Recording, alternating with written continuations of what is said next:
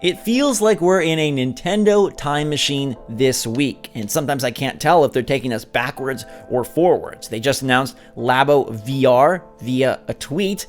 Companies are bringing N64 classics to the platform, and things are all around a little crazy. But that doesn't stop this week from being an excellent one for new Switch games. We've got 8 of them for you, plus 2 NES catalog offerings. 7 are brand new announcements. 1 is a release date update. And as you probably know, we do a giveaway on this series every week. Last week gave away Ape Out, and the winner of that excellent indie is Ben Ifron. Congratulations and thanks for your comment on To the Moon. We will get in touch and get you your code ASAP. This week we're giving away a copy of Gabe's latest Switch obsession, Rico from Rising Star Games. All you gotta do is like the video and leave a comment letting us know which of the following games you're most excited for. We'll pick a winner and announce it next episode. With that said, Zach, it's time to get into these games. And I want to start with one that is bringing me back to a terrifying time in my childhood.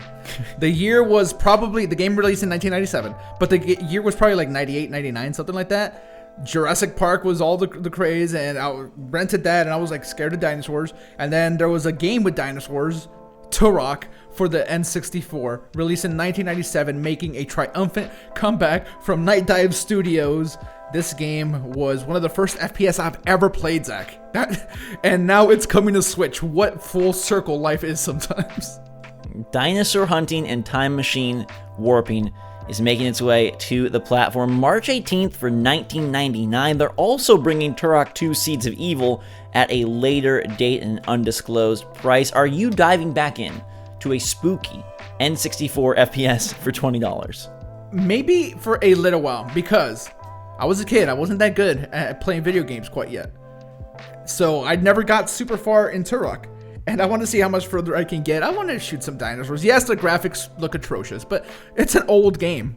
I kind of expect it. I'm going to play it a bit, hopefully. I don't foresee myself putting a lot of time into it, but I want to see how an N64 game holds up, just like level-wise. Like the design of the levels, like I haven't played an N64 game in a very long time. And this isn't Nintendo 64 Virtual Console like we want, but this would probably, hypothetically, be included in a Nintendo 64 Virtual Console, right? It is double the price of what a Nintendo 64 Virtual Console would cost, and now it makes that Resident Evil 4 price look a little bit better, or maybe they're both just really bad. I think if this came out at $9.99, the established N64 price that Nintendo has set, back in their Virtual Console days, it would be much more palatable. I'm sure some people who love Turok will get back in, and you can do that on March the 18th. Gabe, speaking of numbers, they're bringing another game with a number to the platform. Friday the 13th, the game is coming to Switcheroo this spring, and it's bringing all of the DLC. Now, there is some kerfluffle around this title and its legal battles, but you do like the original game. I played a lot of the original game on PC. Since then, it's gone. We can't even play it on PC anymore. They can only support the game on console, and they can't support it by adding anything new. They can just do like balance stuff. They can't even add a tree or a rock to the environment, is the way they put it. So they're putting it out with everything that they had made already. It's a fun little isometric multiplayer game. One person plays as Jason, and there are a multitude of Jasons you can play as, all of them with different abilities, and the other ones are kind of just tasked with escaping. It is kind of fun. Dead by Daylight is coming, so this and Dead by Daylight are kind of similar.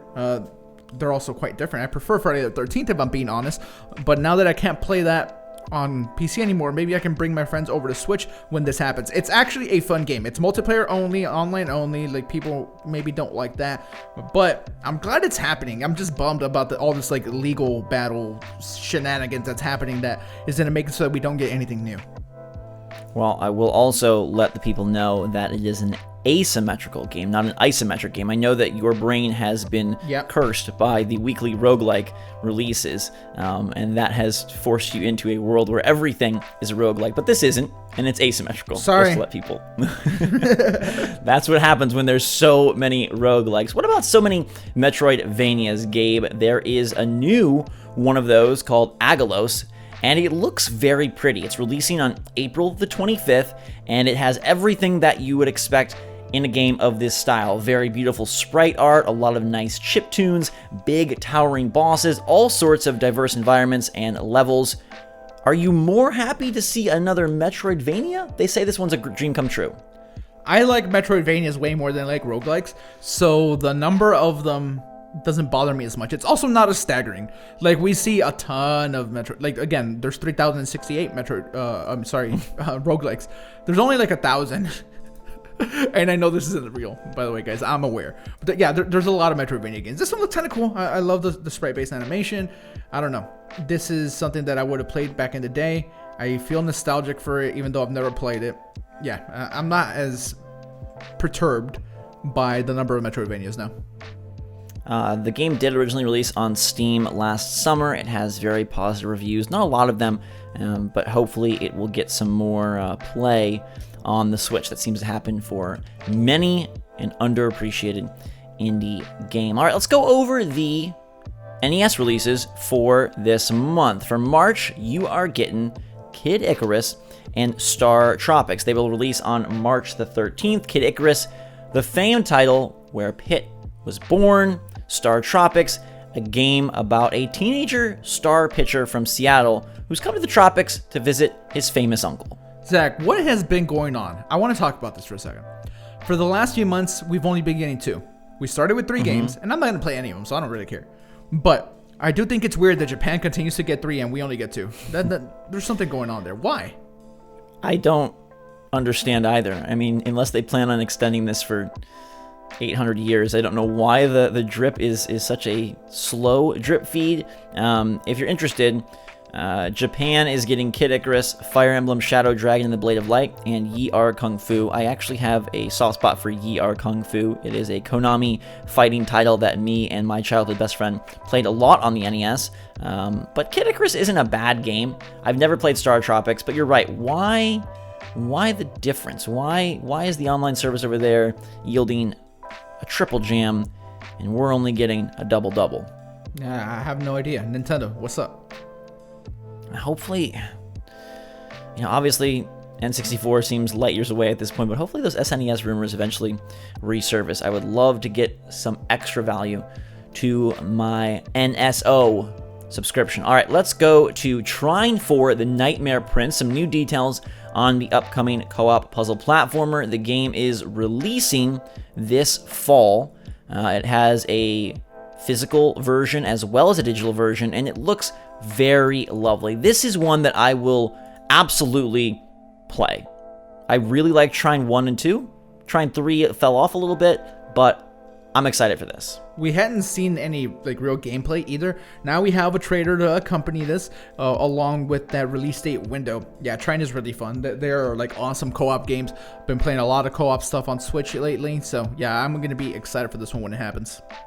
And it does have online co-op, which isn't like some earth-shattering feature, but it's nice to see offer both local and online, where you can play with the glorious heroes, bringing the band back together and getting it going this fall. Okay, Gabe, this is possibly the weirdest title we've ever discussed on New Games.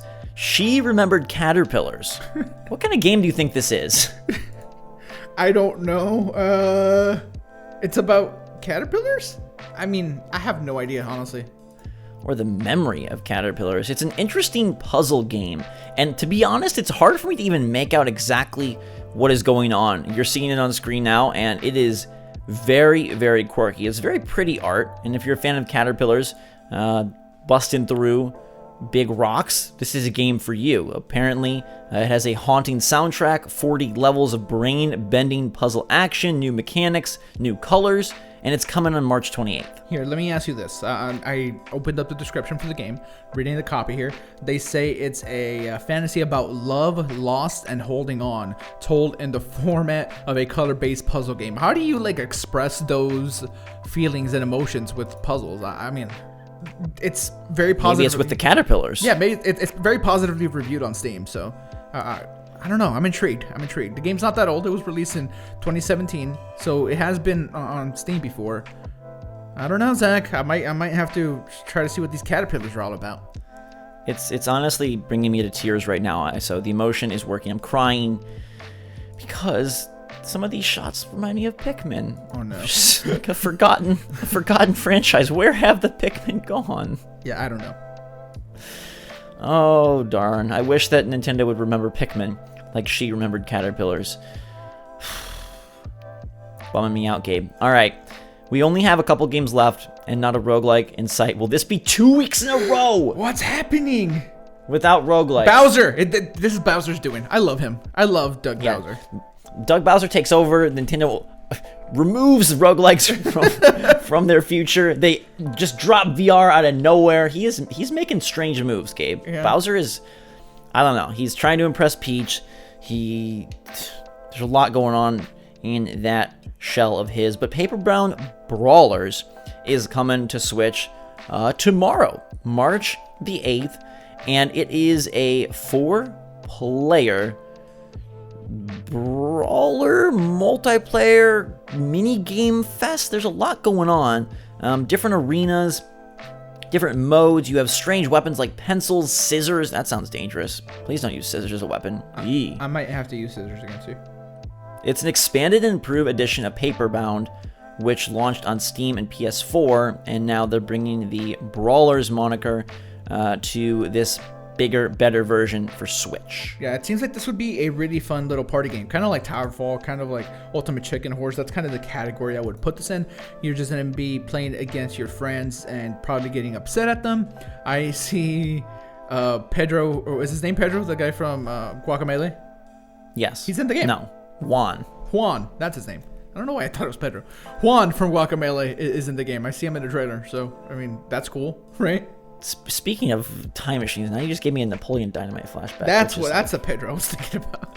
Goodness gracious, how old am I that feels like a lifetime ago? Oh man, we're old. when Napoleon Dynamite was all the rage, when Turok was all the rage, when Friday the 13th was all the rage, when Metroidvanias were all the rage, when Kid Icarus on NES was the rage. God. This is a strange episode, and it's gonna get even weirder with our next title. Wrath, Aeon of Ruin is a new FPS made in the original Quake engine. What is going on? Is it new? I don't know, This man. and Turok is making it so that like games from 1997 are on Switch again. And this game has never been released. It's brand new. It was just made with the same engine. It's so crazy. Honestly, okay, so this looks cool though. This looks cool. The game's frame rate is capped at 666 frames per second. They said, Zach, intense. give them the rest of that quote, because it can go up to 1,000. Yeah, dang, it's over 1,000. This is actually made by 3D Realms, by the way. So this has like a there's pedigree, like there's a pedigree behind it. Huh? Yeah. It hasn't been used in a major game release in about 20 years, they're saying. So this coming to all consoles and PC. Pretty interesting. Now, they're saying the Switch version will probably not hit until early 2020, so this is a far ways off, which is even funnier because then your time machine travels will be greater. But there will be 15 levels, each 45 minutes to an hour, so it's going to be a beefy experience. This isn't just like a one-off, couple hour thing. This is like a full game made in the Quake engine. Yeah, I'm 100% in on this. I'm going to play it. I'm going to buy it. I'm going to dedicate time to it. I was just telling Zach, off air that I sort of missed this era of gaming on PC. Like, I just was too young. I didn't have a PC. They weren't really a thing. I mean, they were a thing, but they weren't a thing for people like me growing up. So, yeah, I'm going to jump into this. My brain is in a blender right now with all of this time traveling, and who knows, Gabe. By this point, you might be playing. You're gonna go from Elephant VR to your Switch Lite and download Wrath Aeon of Ruin, and it's just gonna. Zach, oh my goodness gracious! While Xbox is thinking up Xbox 2 and PlayStation is working on PS5, Nintendo's going back in time. Who wants to be in the future? Not me.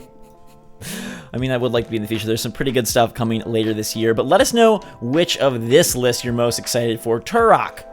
And I guess eventually Turok 2, Friday the 13th, Gallows, Trine 4, The Nightmare Prince, Kid Icarus, Star Tropics, She Remembered Caterpillars, Paper Bound Brawlers, and Wrath, Aeon of Ruin. I gotta go Gabriel with Trine 4. I'm going Wrath. Okay. I'm going Wrath. Like, this game looks like it's right up my alley. So that's 100% it for me. Very, very nice. Let us know your take in the comments down below. Make sure to hit that like button if you enjoyed the video. And if you want to be entered to win a copy of Rico, we'll announce the winner at the beginning of next week's show. Thanks so much for all your support, everybody. Hope you're having a good week. Until next time, from myself and Gabe, thanks again. SwitchForce out.